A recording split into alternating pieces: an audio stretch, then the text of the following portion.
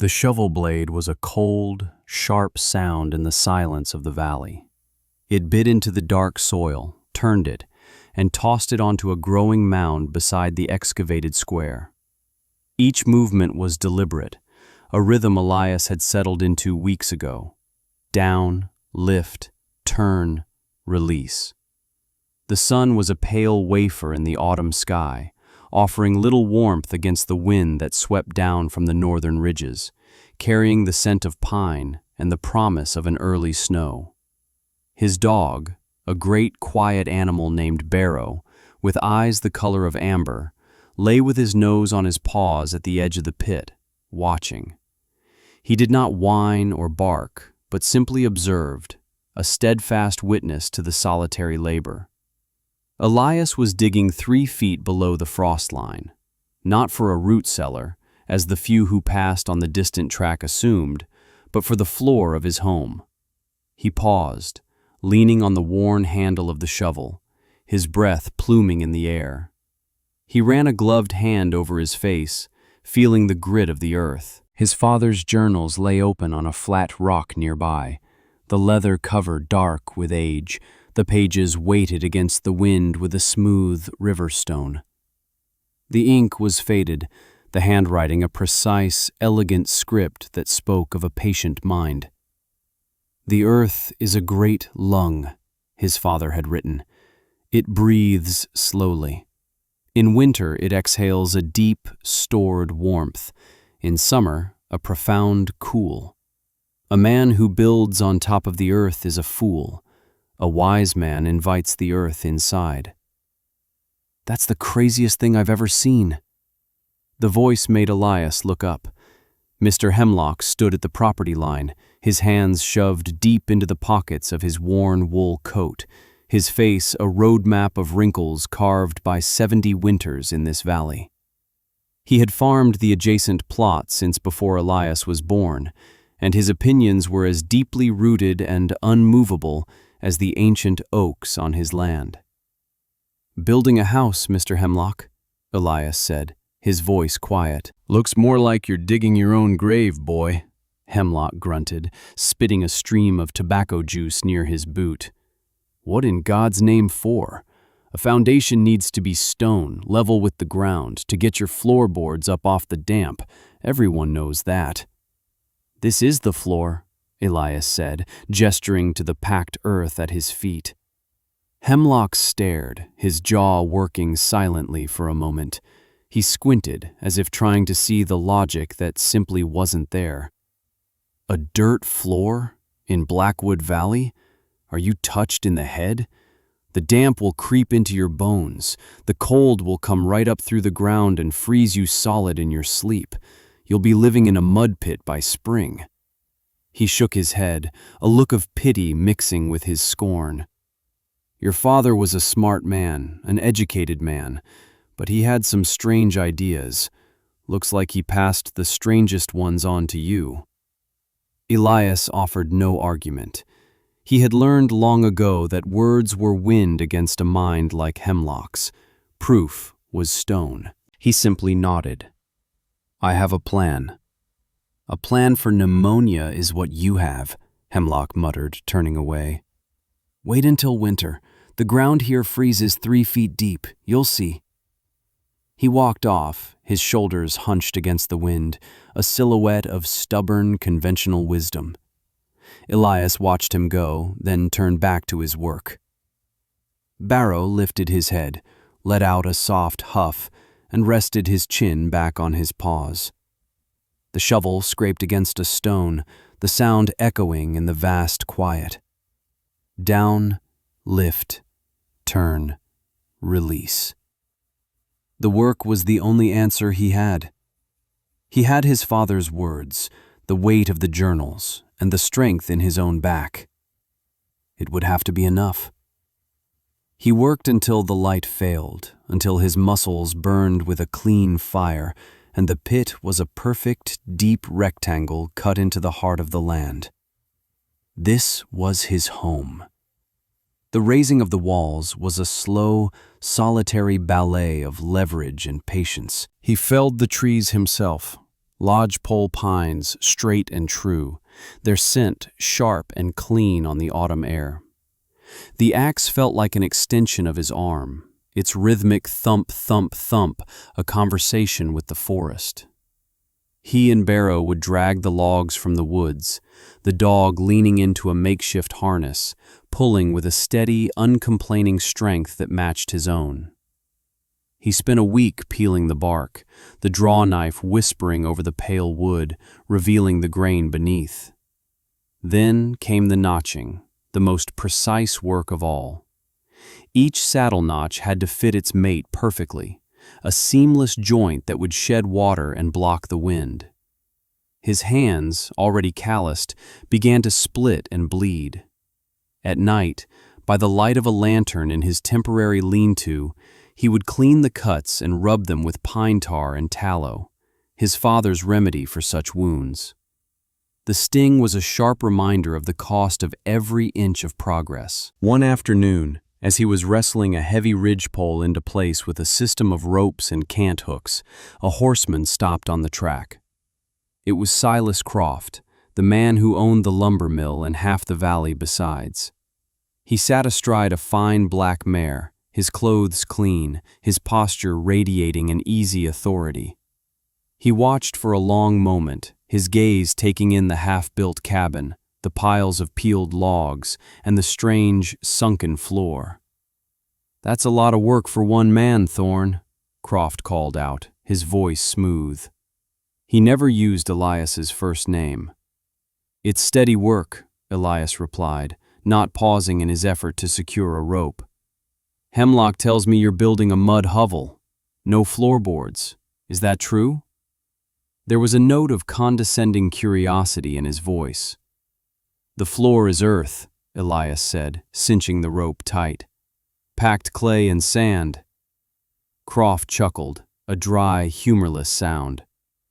"Your father filled your head with nonsense from those books of his. This isn't some temperate land, Thorne. This is the Blackwood. The winter will kill a man in a properly built house if he's not careful. In a place like this..." He gestured vaguely at the cabin. "You're courting disaster. It's a pathetic way to live. Have some pride. I'll sell you cull lumber for your flooring. Cheap." "I appreciate the offer, Mr. Croft, but I'll stick with my plan." "Your funeral," Croft said with a shrug, turning his horse. "Don't come to my door when you're freezing to death." The whispers followed him to the general store when he went for supplies.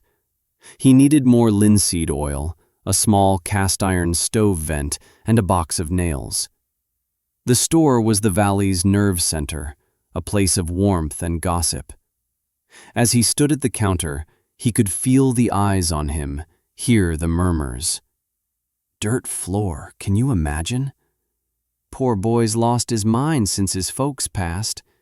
Mrs. Gable, a woman whose kindness was as expansive as her frame, bustled over, her face etched with genuine concern.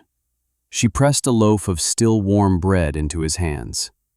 "Elias, dear, you're working too hard and you're not thinking right.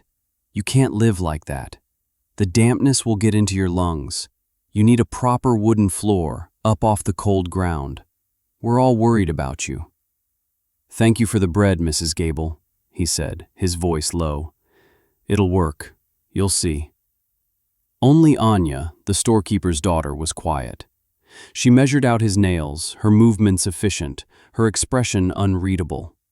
As she handed him the sack, her fingers brushed his. Her eyes, the color of a summer sky, met his without pity or judgment. "Why no floor?" she asked, her voice just for him. He was surprised by the directness of the question, the simple curiosity. He gave her an answer he'd given no one else.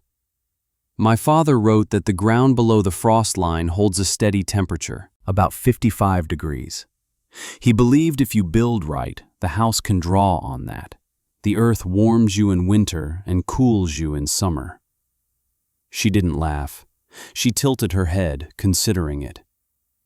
55 degrees isn't warm." "It is when the air outside is 20 below zero," he said. The fire does the rest. She nodded slowly, a thoughtful frown on her face. And the damp? Gravel, sand, and packed clay with oil. It creates a vapor barrier. It's an old technique, very old. She looked at his hands, at the raw, healing cuts across his knuckles. It looks like hard work. It is, he said. That was all. But as he walked back to his land, the weight of the valley's judgment felt a little lighter. One person hadn't mocked him. One person had listened. It was a start.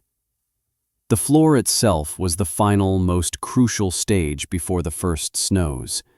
He hauled dozens of wheelbarrow loads of gravel from the creek bed, spreading it in a 6-inch layer for drainage. On top of that went a layer of coarse sand, raked perfectly level. The final layer was the clay. He dug it from a specific spot by the river, a rich, gray deposit his father had marked on a hand-drawn map. He mixed it with more sand and a measure of chopped straw, adding water until it was the consistency of thick dough. He spread it 4 inches deep, tamping it down with a heavy wooden block until the surface was flat and hard.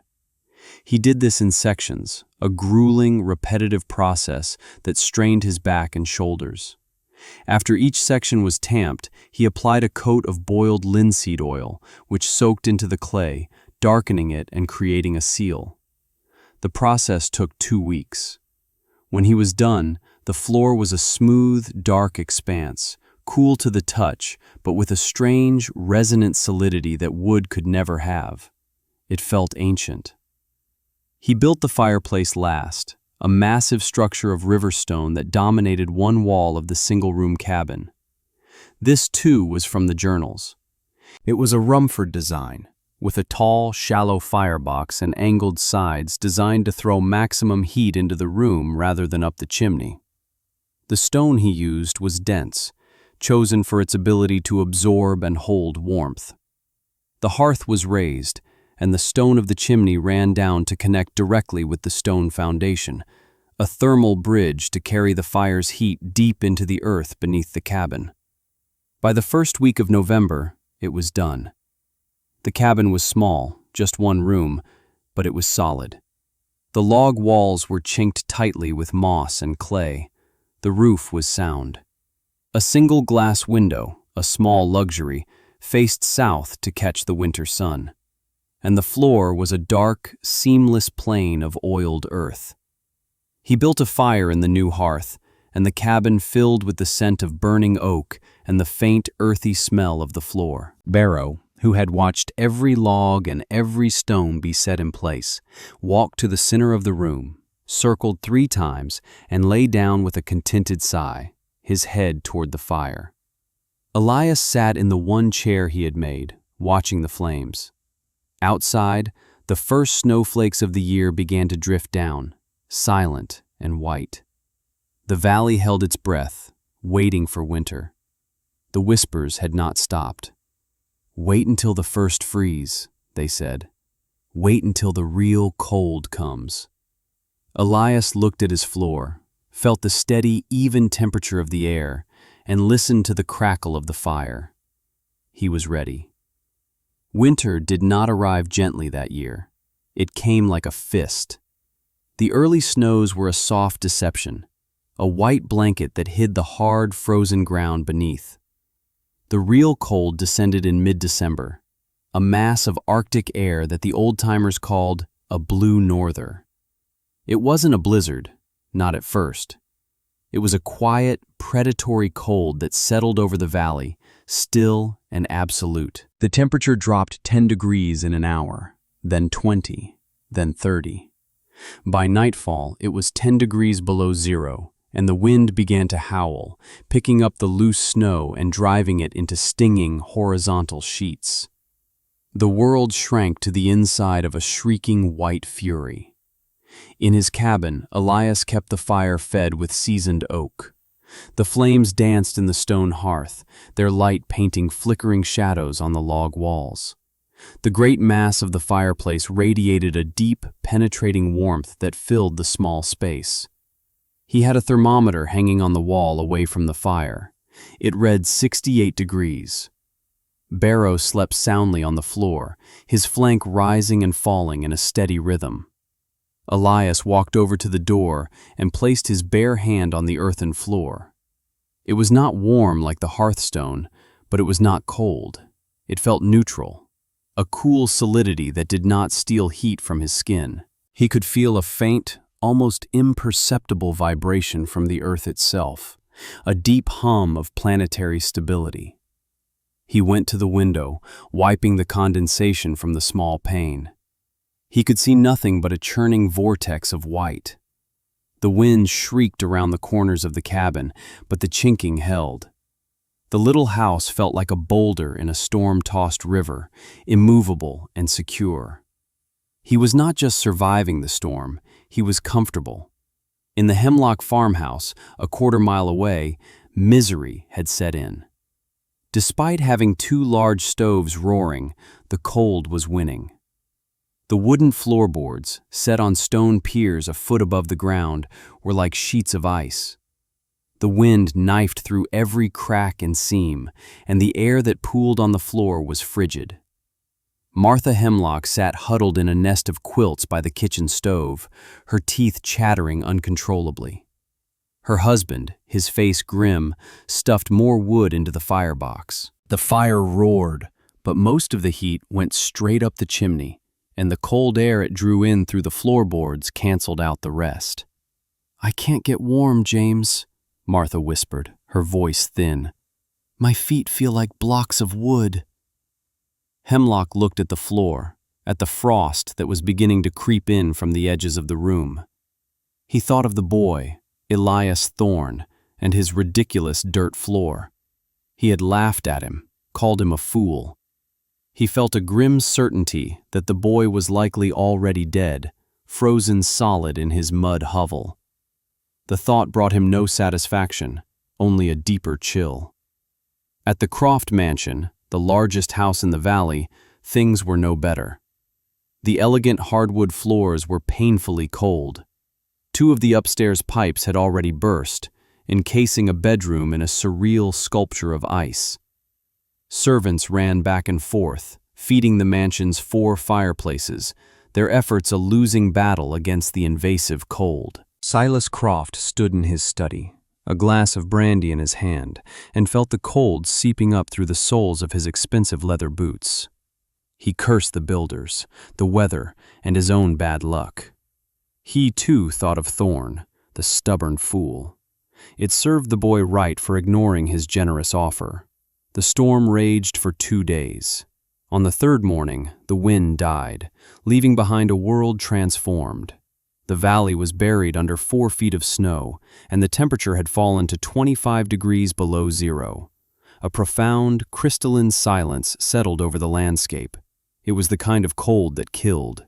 It froze the sap in the trees, making them groan and crack like gunshots in the stillness. It froze the livestock in their barns and the food in the pantries. It was a cold that found its way past wood and stone and into the very marrow of a person's bones. Inside Elias's cabin, the thermometer still read 65 degrees. He had been conservative with his firewood, but the thermal mass of the fireplace and the steady, moderating influence of the earth floor had created a bubble of warmth and life in the midst of the deadly cold. He had just finished a breakfast of oatmeal and coffee when he heard a sound. A desperate, frantic pounding on his door. Barrow was on his feet in an instant, a low growl in his chest. Elias quieted him with a hand on his head and opened the door. Mr. Hemlock stood there, his face a mask of frost and desperation. His eyebrows and mustache were white with frozen breath. He was not wearing a hat, and his ears were a pale, waxy color. He stumbled forward, his hands held out as if in supplication. "The boy," he stammered, his words slurring from the cold. "My wife, Martha, she's so cold. Can't get her warm. The fire, it does nothing." He looked past Elias into the impossible warmth of the cabin, his eyes wide with disbelief. He stared at the floor, then back at Elias's face. Elias didn't say a word. He didn't need to. He simply stepped back from the door. "Bring her here," he said. Hemlock nodded, a single, jerky movement, and turned to plunge back into the snowdrifts. Elias pulled on his boots and coat and followed. The walk to the Hemlock house was a brutal struggle through waist-deep snow in the stinging, airless cold. When they entered the farmhouse, it was like stepping into a cave.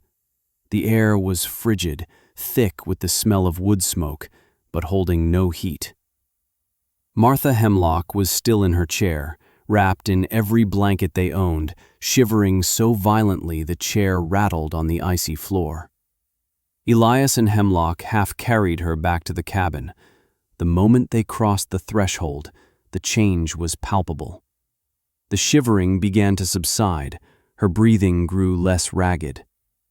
Elias helped her to his own chair near the fire and wrapped her frozen feet in a warm blanket. She looked around the small, warm room, at the solid log walls and the strange, dark floor, her eyes filled with a dawning wonder. Within the hour, there was another knock. It was Mrs. Gable, her 2 young children in tow. Her face was streaked with frozen tears. "Elias, our chimney, the flue is frozen solid. The house is full of smoke and we're freezing. Can we—" "Come in," Elias said, already making room for them. The children, their faces pinched and blue with cold, stared at the earthen floor. The little girl, Sarah, took off a mitten and touched it. "It's not cold," she whispered in awe. By midday, the cabin had become a refuge. More people arrived, driven from their own frigid homes. The Miller family, whose well had frozen solid. Young Tom Shaw, whose roof had partially collapsed under the weight of the snow. They crowded into the small space, a huddled mass of shared humanity, their initial astonishment giving way to a quiet gratitude. They shed their outer layers, the steam rising from their damp wool clothes. They shared the bread Mrs. Gable had brought, and Elias put a large pot of stew on to cook. The last to arrive was Silas Croft. He didn't knock. He simply appeared in the doorway, his fine coat dusted with snow, his face stripped of its usual arrogance. He looked humbled, beaten by a force he could not buy or command. His gaze swept over the crowded room, landing on Elias. He didn't ask for shelter for himself, but for his cook and her young daughter, who lived in a small cottage on his property that was now colder than a tomb. Elias just nodded toward a space on the floor. Croft helped the woman and child inside, then stood hesitantly in the doorway. He took off his gloves and extended a hand toward the floor, not quite touching it, as if feeling for a draft that wasn't there. "How?" Croft asked, his voice rough. He looked at the thermometer on the wall, then at the calm, steady flames in the hearth. "My house is a palace of ice. I'm burning 4 times the wood you are. How is this possible?" Elias looked from Croft to Hemlock, to all the faces watching him. He gestured to the floor beneath their feet. "The house is built into the earth, not on top of it. The ground under us is 55 degrees. The fire heats the room, and the stone and the earth floor store that heat. They become a battery. Your wooden floors, they just let the cold right in." Hemlock, who had been sitting on a stool by the hearth, slowly got to his feet. He walked over to Elias, his old, proud posture slumped with the weight of his error. He looked Elias squarely in the eye. "I called you a fool, boy," he said, his voice thick with emotion. "I stood on your land and mocked you. My wife is alive right now because I was wrong, because you were right."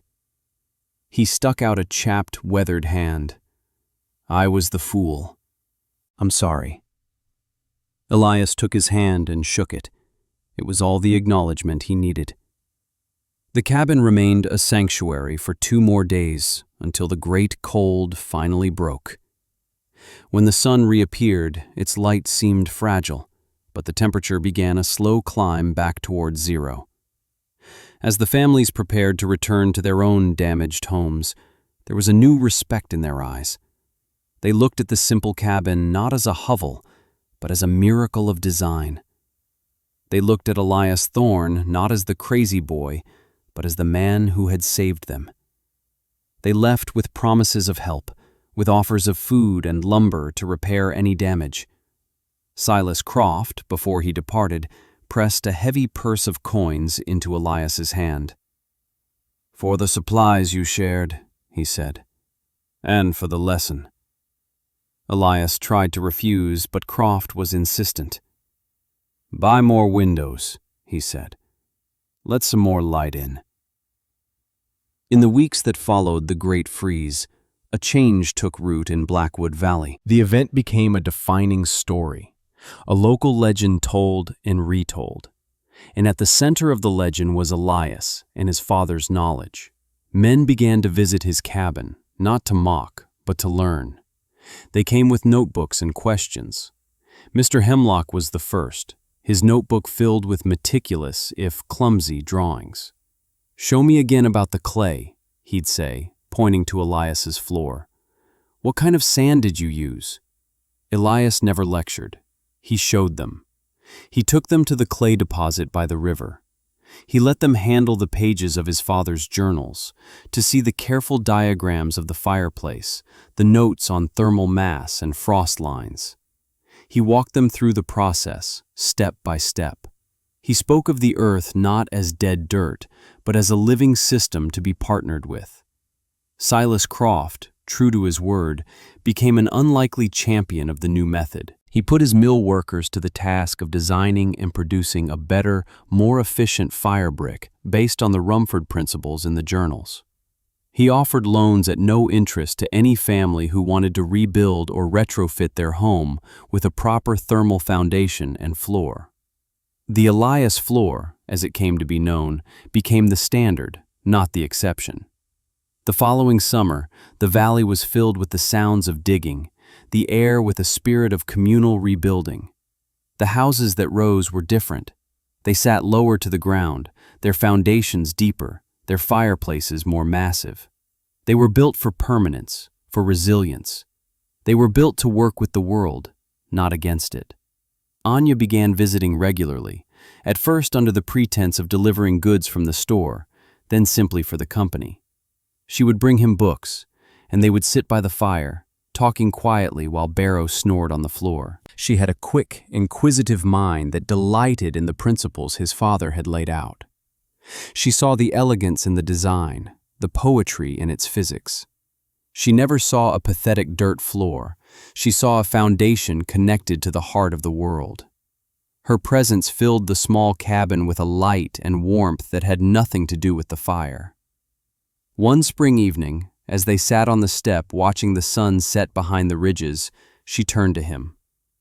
"Everyone sees what you built," she said softly. "But I think I see why. It wasn't just about being warm, was it?" Elias looked out over the valley, at the new homes taking shape. "My father believed that a person's home should be a place of absolute safety," he said. "A shelter not just from the weather, but from fear. He wanted to build a house that winter couldn't kill." He paused, his gaze finding the simple stone marker on the hill where his parents were buried. "He never got the chance. I just finished his work." Anya reached out and took his hand. Her hand was warm and it fit perfectly in his. In that quiet moment, the last piece of his house fell into place. It was no longer just a shelter. It was a home. Years passed. The valley prospered. The houses built with Elias's guidance stood firm against every winter, each one a testament to the quiet wisdom he had shared. The legend of the Great Freeze was told to children who had never known the bone-deep fear of a house that couldn't keep out the cold. Elias and Anya married in the autumn, in a simple ceremony on the land, surrounded by the entire valley. Their children were born in the small cabin, taking their first steps on the smooth, warm earth of its floor. The cabin was enlarged over time, new rooms added with the same care and principles as the first, but the original room with its great stone hearth remained the heart of their home. Barrow grew old, his muzzle turned a distinguished gray, his movements became slow and deliberate. He spent most of his days sleeping on the floor by the fire, the same spot he had claimed on the very first day. He was a constant, gentle presence, a living link to the solitary days of labor and doubt. One evening in late winter, he did not get up for his dinner. He lay by the hearth, his breathing shallow. Elias sat on the floor beside him, his hand resting on the old dog's flank, feeling the slow, faint beat of his heart. Barrow raised his head, his ancient amber eyes finding Elias's.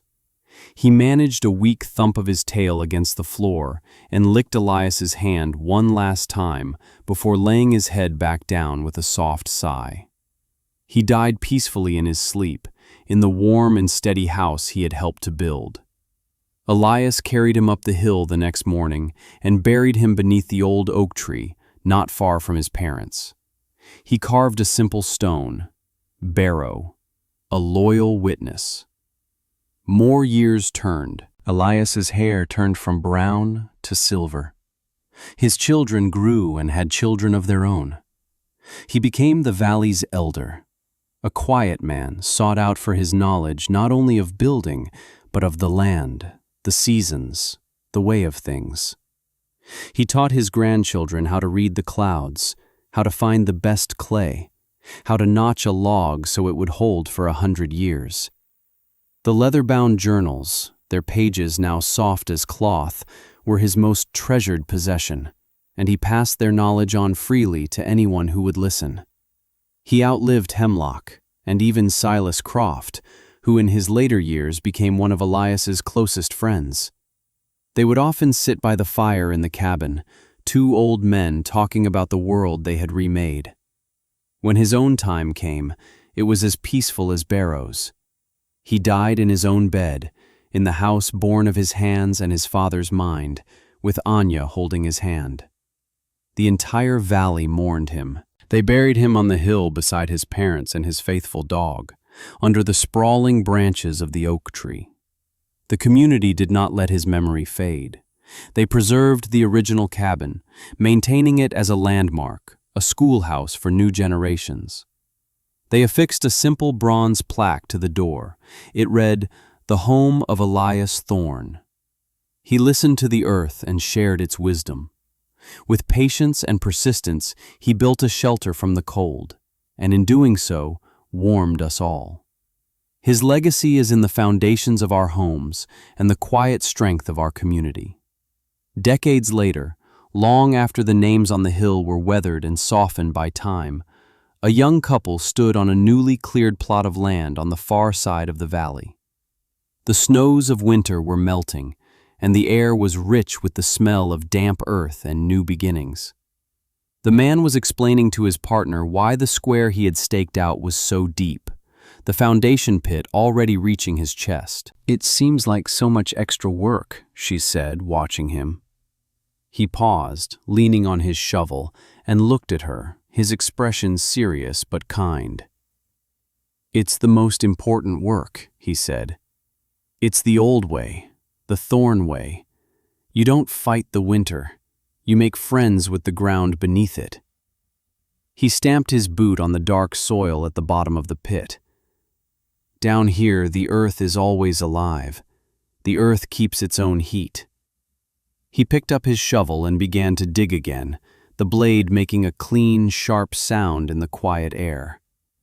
From the hill, the small cabin watched, its single glass window glinting in the afternoon sun, a silent, enduring promise of warmth against any storm to come. The work continued. The knowledge was safe. The legacy was built of more than logs and stone. It was built of lives lived in safety and warmth, a community sheltered by the quiet conviction of a boy who had dared to build a home with a pathetic dirt floor.